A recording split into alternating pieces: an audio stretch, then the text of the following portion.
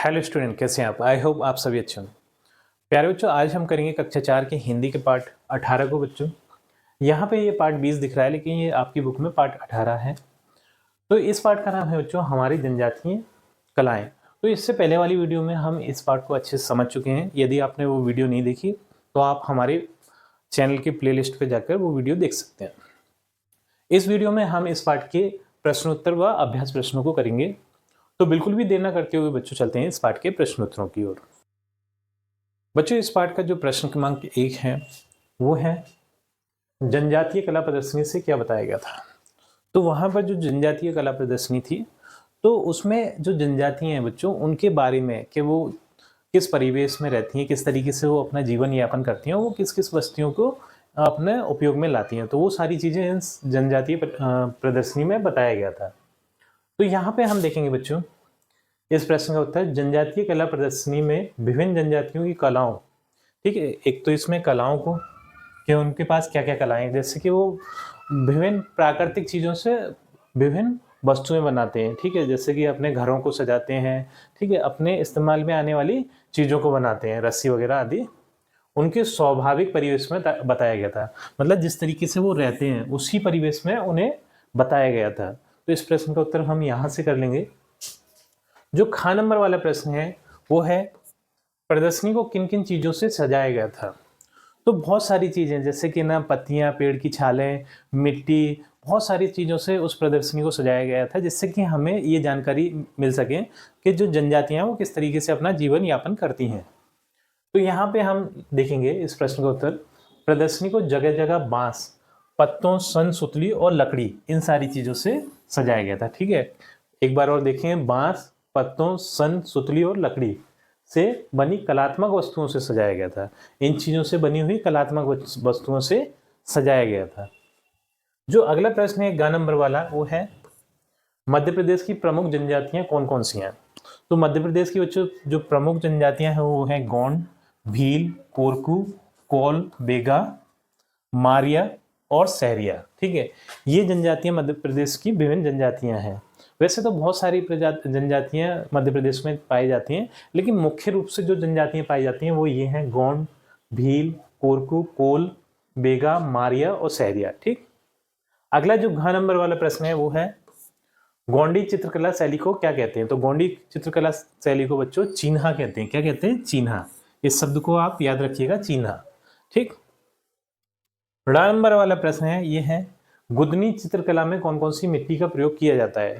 तो एक तो खड़िया और लाल मिट्टी, ये दोनों मिट्टियों का प्रयोग किया जाता है। किस किस का? खड़िया और लाल मिट्टी, इन दोनों चीजों का प्रयोग किया जाता है गुदनी चित्रकला में। ठीक, तो बच्चों इसी के साथ हमारे ये प्रश्न उत्तर कंप्लीट होते हैं। अब चलते हैं इस पाठ के अभ्यास प्रश्नों की ओर। अब बच्चों जो इस पाठ का जो अगला प्रश्न है वो है सही उत्तर छांट कर लिखिए। तो यहाँ पे हमसे एक प्रश्न किया गया है, उसके चार विकल्प दिए उत्तर के रूप में। तो जो सही वाला विकल्प होगा वही हमारा उत्तर होगा। तो यहाँ पे देख लेते हैं, पहला, सहरिया जनजाति की अनाज भंडार की विस्तृत कोटि क्या कहलाती है। तो जो सहरिया जनजाति है जिस पात्र में अपना अनाज भंडार करते हैं, अनाज का मतलब ये गेहूँ, चावल, ठीक है, बाजरा इत्यादि, तो जिस पात्र में अनाज को भंडार करते हैं उस पात्र को क्या कहते हैं? उस पात्र को कहा जाता है बच्चों पेई। जो ख नंबर वाला उत्तर विकल्प है वही आपका उत्तर हो जाएगा। दूसरा है गाता बनाने वाली जनजाति है। तो बच्चों गाता कौन सी जनजाति बनाती है? भील बनाती है, कोल बनाती है, क्या भारिया बनाती है, क्या कोरकू बनाती है? अगर आपने इस पाठ को अच्छे से समझा होगा तो वहां पे आपने देखा होगा जो गाता बनाती है बच्चों वो कोरकू जनजाति है। गाता क्या होता है? एक लकड़ी को बहुत अच्छे से सजाया जाता है, उसको विभिन्न तरीके से। ठीक, तीसरा है भील भित्ति चित्रकला कहलाती है। तो जो भीलों की जो भित्ति चित्रकला है, यानी दीवारों पे जो चित्र बनाए जाते हैं, उसे क्या कहते हैं? उसे क्या कहते हैं? पिथोरा कहते हैं, गोदना कहते हैं, चीना कहते हैं, या पेई कहते हैं। तो उसे कहते हैं बच्चों पिथोरा। क्या कहते हैं? पिथोरा। उसे कहते हैं पिथोरा। ठीक, अगला है जो चौथा नंबर का है वो है लाख बनाई जाती है। तो लाख किस चीज से बनाई जाती है? तो छाल से बनाई जाती है, कि गोंद से बनाई जाती है, कि पत्तियों से बनाई जाती है, या जड़ से बनाई जाती है। तो जो लाख बनाई जाती है बच्चों, लाख क्या एक ऐसा पदार्थ होता है जिससे कि चूड़ियाँ और श्रृंगारदान, इस तरीके की चीज़ें बनाई जाती हैं, बहुत सुंदर सुंदर चीज़ें बनाई जाती हैं। तो ये गोंद से बनाई जाती है, एक पेड़ होता है उसके गोंद और रस से ये लाख बनाई जाती है। ठीक, तो इसका ख नंबर वाला हमारा उत्तर हो जाएगा। अगला जो प्रश्न है बच्चों, जो प्रश्न क्रमांक 3 है, वो है निम्नलिखित वाक्यों के सामने सही या गलत चिन्ह का चिन्ह लगाइए, यानी ये सत्य और असत्य वाला प्रश्न है। तो यहाँ पे देखेंगे पहले का नंबर वाला जो प्रश्न है वो है जनजातीय स्वभाव से ही कला प्रेमी होती हैं। तो जाहिर सी बात है बच्चों, जो जनजातियां हैं वो कला प्रेमी होते हैं। ठीक है, उनके अंदर बहुत सारी कलाएं पाई जाती हैं, वो कलाओं से प्रेम करते हैं। तो ये सही है, तो इसके आगे हम लिख देंगे सही। इसका उत्तर क्या हो जाएगा? सही। ठीक, अगला है खा नंबर वाला, ये है जनजातियों की दैनिक वस्तुएं कलात्मक नहीं होती। ऐसा नहीं है, बहुत ज्यादा कलात्मक होती हैं, बहुत ज्यादा सुंदर सुंदर और आकर्षक होती हैं। तो ये क्या हो जाएगा? गलत। ठीक, तो यहां लिख देंगे हम गलत। अगला है ग नंबर वाला, जनजातीय लोक कलाओं पर प्रकृति का प्रभाव नहीं है। नहीं, वो प्रकृति से बहुत ज्यादा जुड़े हुए लोग होते हैं और सारी कलाओं में उन प्रकृति का बहुत ज्यादा प्रभाव देखने को मिलता है। तो ये भी क्या है? गलत।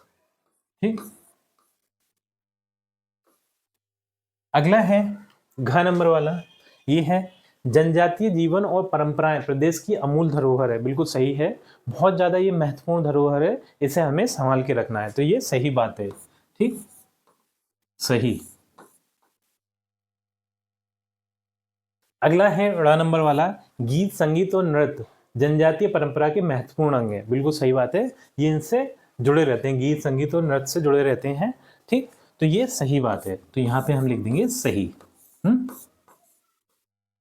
अगला जो प्रश्न शुरू हो रहे हैं बच्चों, वो है भाषा अध्ययन के। ठीक, तो यहाँ पे जो इसका प्रश्न क्रमांक 1 है वो है इन शब्दों को बहुवचन में लिखिए।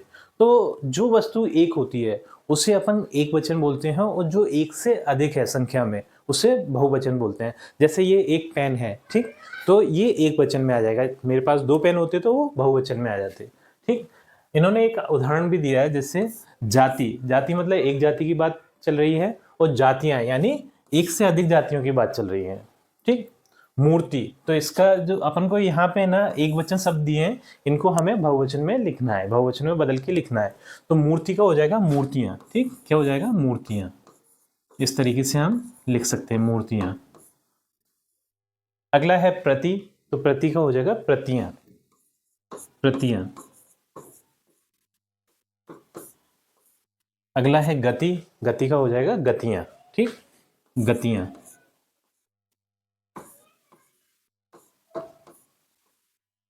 स्त्री, तो इसका हो जाएगा स्त्रियां। ठीक, स्त्रियां। अगला है कोठी, तो ये हो जाएगा कोठियां।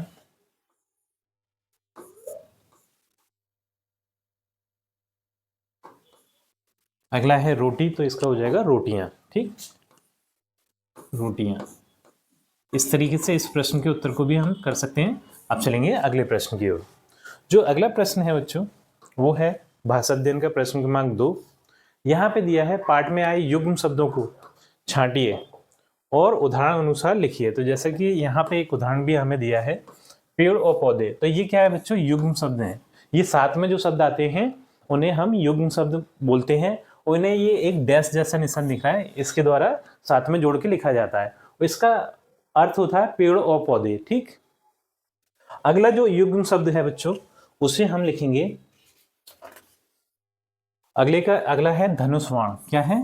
धनुष वाण। ये भी युग्म शब्द हैं, दोनों साथ में आते हैं। ठीक, वाण, तो इसे हम लिख सकते हैं धनुष और वाण। ठीक, ये डैश हटा के हम इसकी जगह पे और लिख देंगे। ठीक, तो ये हो जाएगा धनुष और वाण, और वाण। ठीक, अगला जो युग्म शब्द है वो है चांद सूरज, जो कि पाठ में आया है। पाठ में जो आए हैं उसी को हम लिख रहे हैं, चांद सूरज। इसे भी हम कर सकते हैं चांद और सूरज हो जाएगा, ये चांद और सूरज। सूरज। अगला है वो है पशु पक्षी। पशु पक्षी।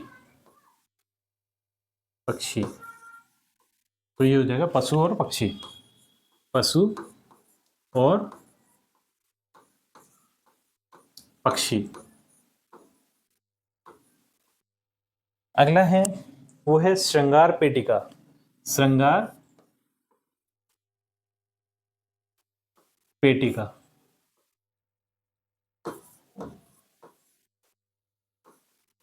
तो इसका हो जाएगा श्रृंगार की पेटी, श्रृंगार की पेटी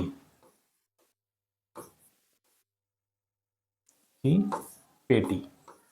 ठीक, इस तरीके से इस प्रश्न के उत्तर को भी हम कर सकते हैं। ठीक, अगला जो तीसरे नंबर का प्रश्न है भाषा अध्ययन का, वो है इस शब्दों का शुद्ध उच्चारण कीजिए और लिखिए। तो यहाँ पे हमें कुछ शब्द दिए गए हैं, उन्हें हमें शुद्ध उच्चारण करना है, मतलब उनके उच्चारण में बोलते समय हमें कोई भी अशुद्धि नहीं करना, गलती नहीं करना, और फिर ऐसे के ऐसे इन्हें 3-4 बारी इधर लिखना है, जिससे कि हमें इनकी जो मात्राएं उनमें भी कभी लिखते समय गलती ना हो। इससे क्या है, हमारी प्रैक्टिस हो जाएगी। ठीक, तो पहला शब्द है वो है प्रदर्शनी। ठीक है, जैसे मैं उच्चारण कर रहा हूँ उसी तरीके से आप भी उच्चारण कर लीजिए, प्रदर्शनी। दूसरा है चित्रों, तीसरा है कृति, चौथा है सुप्रभा, सुप्रभा, पांचवा है पर्व, ठीक, छठा है श्रृंगार। तो उच्चारण करके तो मैंने बता दिया बच्चों, इन्हें लिख आप लीजिएगा। ठीक, क्योंकि लिखने में बहुत ज़्यादा टाइम लगेगा, इसलिए मैं लिख नहीं रहा। ठीक, अगला है जो चौथे नंबर का बच्चों, वो है उदाहरण अनुसार शब्दों को मिलाकर लिखिए, यानी हमें संधि करना है। ठीक, यहाँ पर संधि करना है, 2 शब्द दिए उन्हें संधि करना है। जैसे ये चित्रधन अंकित, तो ये हो गया चित्रांकित। ठीक है, इसी तरीके से ये दिया है पृष्ठधन अंकित, तो ये हो जाएगा पृष्ठांकित। ठीक है, तो ये क्या बन जाएगा, पृष्ठांकित, पृष्ठांकित, इस तरीके से। ठीक, इस तरीके से आप इसे कर सकते हैं, पृष्ठांकित। ये है निम्न धन अंकित, तो ये हो जाएगा निम्नांकित। ठीक, क्या बन जाएगा इसका, निम्नांकित, निम्नांकित। अगला है रेखाधन अंकित, ये हो जाएगा रेखांकित। ठीक, रेखांकित,